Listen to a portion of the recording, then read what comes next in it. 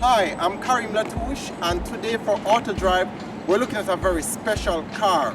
Something that is the supercar of all supercars. It's the Ferrari 458 Italia, right here. It's an all aluminum body with ceramic brake. Now everything in this car is so special and so unique. It is extremely light. Ferrari did that because this car is really for drivers. If you really like driving, then this is the car for you. Now hitting on the body can feel a little bit new to us, but that's just because it's aluminum. So keep in mind that when you hit on the body, it's a little bit hollow, and it gives a hollow sound because of the aluminum body that it's used. So the car has ceramic brake, and this is what it looks like right here. Now at the front you have 235 in terms of width for the tire, and to the back you have 290. So the back tires are actually wider than the front tires, even though both are 20-inch tires. So this car is basically built for speed.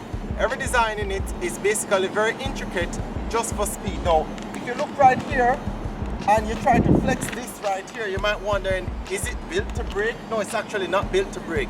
It's built for downforce in terms of when the car is going very fast, it flexes to create a better downforce. So if you look right here, you see me bending it, but that's the purpose of it, just to create that downforce so the driver has a better handling on the road. These vents are built to cool the brakes. So when you're going very fast, the air comes in here, air comes in here and provides cooling for the brakes. You have to remember that when you're driving a vehicle like this, you're going to go very fast. And even when you think you're going slow, you're going very fast. So oftentimes your brakes do need to cool down.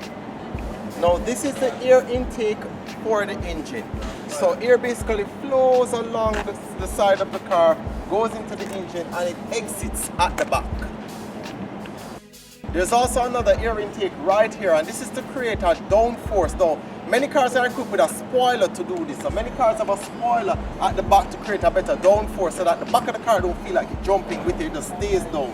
But for them, they came up with this ingenious design to put an air intake right here, which keeps that downforce. Now this is a 4.5 litre V8 engine, and it is naturally aspirated. There's no turbo here. Now this is the thing that gets this car from 0 to 100 in about 3 seconds. Because the body of the engine is basically aluminum, this is very light, meaning that if you open this on a windy day, the wind can actually just blow it back down. So you have to keep that in mind. Now for the engine, there's a glass that basically covers it, and it's basically on display. You also have to keep in mind that this engine is going at a very high RPM most of the time, so all these parts are very hot.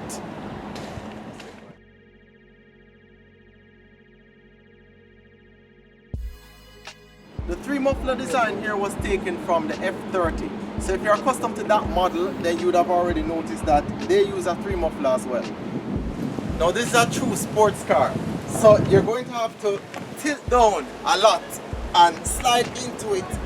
And basically you're sitting a little bit above the ground, which is typical of most sports cars. The seats are 8-way adjustable seats, and they're done digitally. So basically you press your button and you go back, and you press your button and you tilt the back of the seat. And also the steering is digitally adjusted, so it's telescopic, as well as you can adjust for height. So it puts that driver in the ideal position no matter who you are. These cars are hand-built, so the design language here is very personal, it's very luxurious, it's very unique. You know, it gives you a very personal touch. So you see these little red stitching around the leather right here. You have your carbon fiber on your steering wheel. Your paddle shifters are also carbon fiber. So you have a nice theme here. And Ferrari also puts their badge, their 458 badge, also on the dash. So there's a nice design theme that is in here in terms of with the leather and with stitching and everything like that. Now the steering wheel for this vehicle ensures that it becomes very driver-centered, meaning that you have your indicators right here, which are some basic rocker switch. You have your high beam right here. You have your suspension adjustment right here to adapt to the road conditions. So there is a suspension option where you can give a very firm ride, or one that can give a softer ride. There's the engine start. There's the adjustment for how many different type assistance that you need when you're driving this vehicle. So There's a sport mode, there is a comfort mode, there's a race mode, there's a mode that you can turn off all the digital assistants. There's also the windscreen wipers which are on the steering wheel as well. And a nice thing is that the horns are actually embedded in the steering wheel. So you have to look for the embedded signs to access the horn. So there are no gear levers in this vehicle. You have your launch control, that's if you feel like you want to drag race somebody. You have your reverse button and you have your auto button that is right here. Also the control for the windows are right here as well. The AC controls are right here. So you have your climate control and you have everything that you'd be accustomed to in a regular AC. And then you have your media control right here. Now if you notice, there are no screens in this car, so there's no distraction. Matter of fact, the only screens that you have are in front of the driver in the dial cluster. So there's nothing for the passenger to see, just the driver to see. Now there is one fixed display which is the rev counter, but everything else is a digital screen. Your LCD displays, you basically have two LCD displays, one here, one here. Now the one to the left basically shows you what driving mode that you're in and different information about the sensors. For example, when the door is open, if something is very close to the vehicle, you will have wherever that object is, that's the part that beeps and that's the part that shows you a light. Now if I switch to another driving mode, if you notice the race mode, it turns to yellow, and if I switch to another mode, then it turns to another color, just to help the driver to understand what mode that he or she is in.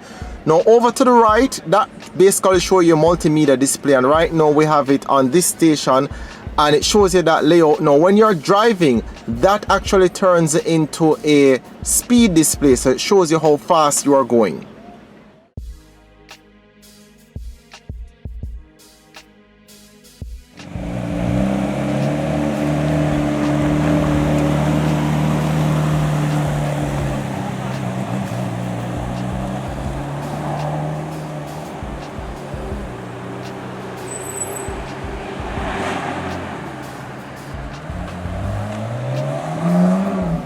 Now I'm in the Ferrari Italia, and this is a lovely feeling car. When you feel the steering, you're just reminded that they want you to feel as if you're in a Formula 1 vehicle. So it has a nice feel to it, it has a nice weight to it as well. You have to remember that you're going to be very low in this vehicle, so even when you drive beside people, you're probably at the average person's hip. But that's just what a sports car feels like. For this car, the transmission is extremely responsive, and so changing out gears happens effortlessly. Right now I'm driving it very slow, and you can tell that the car doesn't even feel comfortable driving this slowly. Alright, let me put on my seatbelt.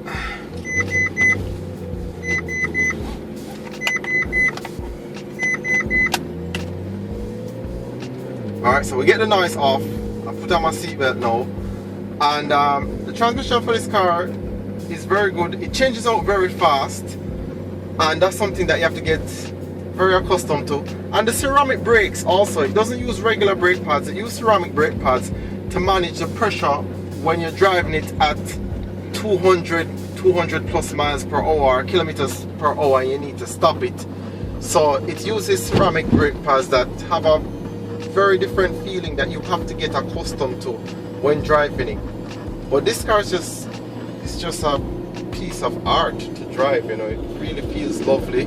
Everybody stops, everybody looks at it. I don't think there's another vehicle that gets this much attraction from persons, but persons either blinking me or persons stopping and saying, you know, what type of vehicle is this like?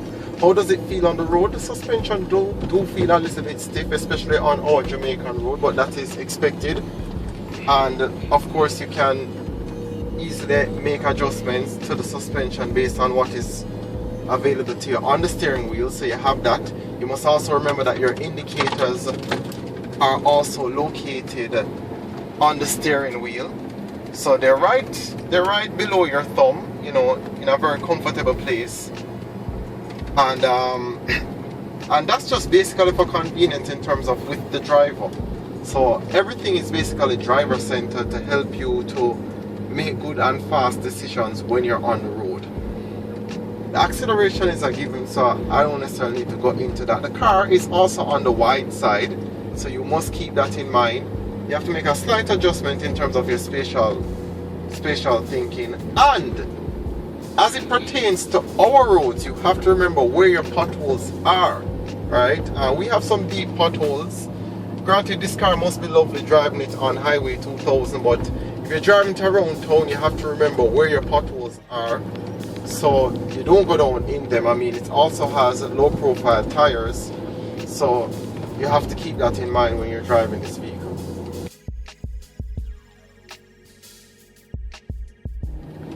Alright, let me feel the speed of this vehicle now.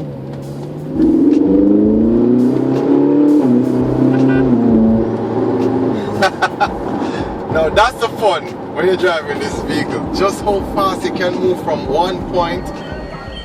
Now, because the engine is to the rear of this vehicle and it's a rear wheel drive vehicle as well, the trunk is to the front. So you open your trunk and you have access to your storage area. Now the trunk is adequate, and Ferrari has put some nice finishes, meaning that there are some leather straps to hold on whatever it is that you're putting to the side of it. And of course, when you want to put your suitcase, you put your suitcase right here. Now if you notice, there is a small fire hydrant, and this is normally inside the vehicle in terms of where the passenger sits, but the driver kind of prefers it in the trunk, so for this one we'll just keep it in the trunk.